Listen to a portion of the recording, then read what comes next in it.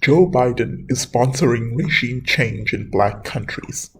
Ever since Joe Biden became president, there's been an uptick in regime change related activity in black majority countries around the world, in the Caribbean, and in Africa. Unlike the French, they do not use their military.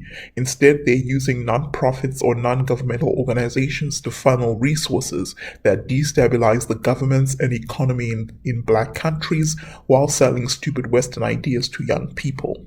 All this is public information that Africans should read for themselves and be educated. Haiti, for example.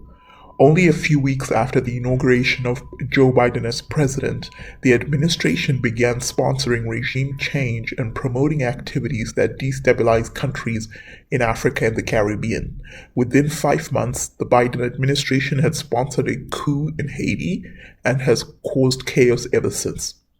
Haiti has been politically unstable ever since Biden became president. State Department records and testimony from the perpetrators of the crime showed that they were corresponding with the Americans just a few weeks after Biden's inauguration. It is not a secret that America has never wanted to see Haiti or any other African country succeed.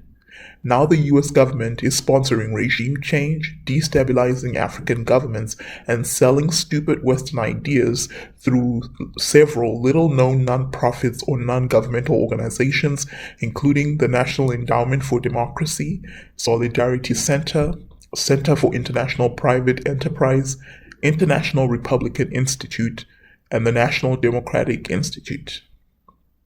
The National Endowment for Democracy, for example, claims that it is an independent non-profit foundation dedicated to the growth and strengthening of democratic institutions around the world.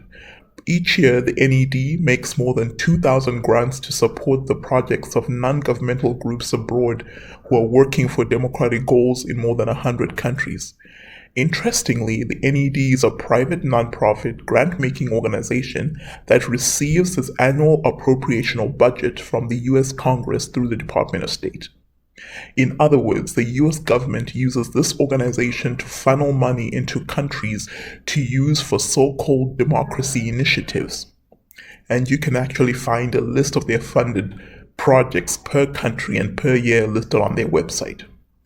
Zimbabwe, for example, after a failed stay away a few weeks ago, which was touted by Mmusi Maimane from South Africa, he is the former leader of the Democratic Alliance in South Africa, and he said, "I will even myself go to Zimbabwe to help them campaign against the government. I am assisting to ensuring there is a campaign for change in Zimbabwe. I've been a voice in Swaziland and in Malawi. It's not that, it's just Zimbabwe." So he's also even admitting that he's been covertly working to destabilize the governments in these countries. And it's not because Maimane cares about democracy in Zimbabwe. It is because him and other failed professionals in Africa receive funding from organizations like the NED to advocate for regime change in the name of democracy. Other funds from the NED are given out through their partner organizations like the Solidarity Center, Center for International Private Enterprise, International Republican Institute, and the National Democratic Institute.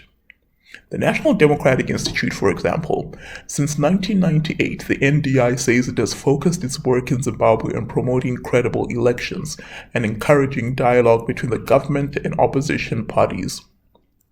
Interestingly, they have funded civic and political leaders, including Zimbabwe Lawyers for Human Rights, which develop policy papers and even influence legislation in Zimbabwe.